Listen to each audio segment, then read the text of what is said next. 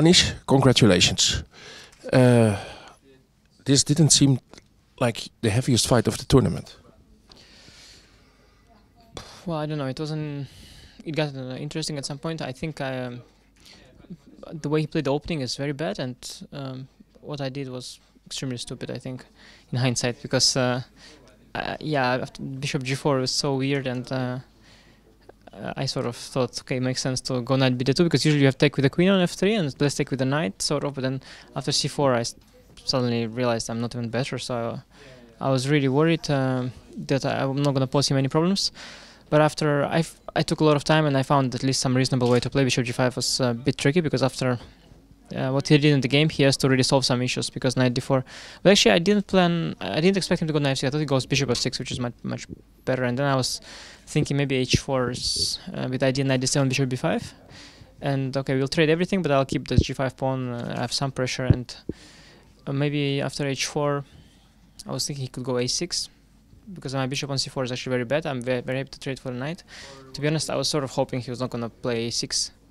But when I played bishop g5, after such a long thing, I realized that, okay, actually black has some choice already here, and maybe he'll do something else. So in hindsight, I burned a lot of time for no reason.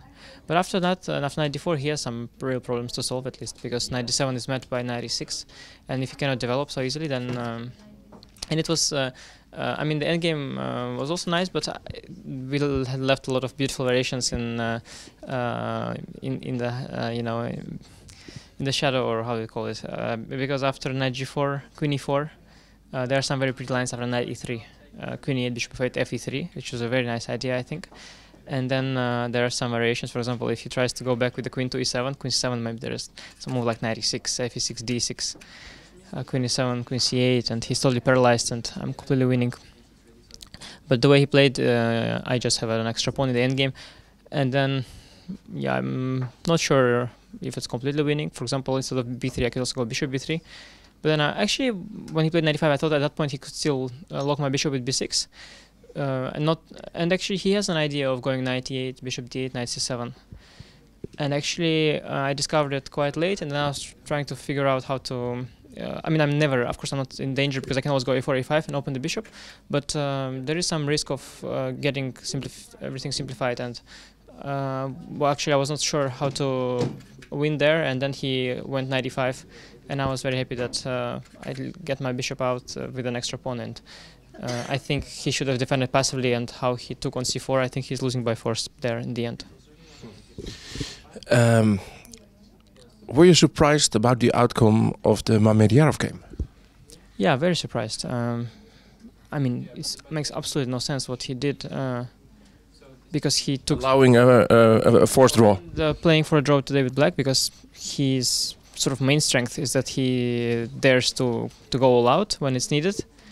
And how to explain that he didn't go all out today, I mean, absolutely no idea. I mean, it's completely insane. It doesn't fit into my worldview. You know, I would bet you know, my small apartment on that he would play for a win today, and that he just played. I mean, that he just played like this.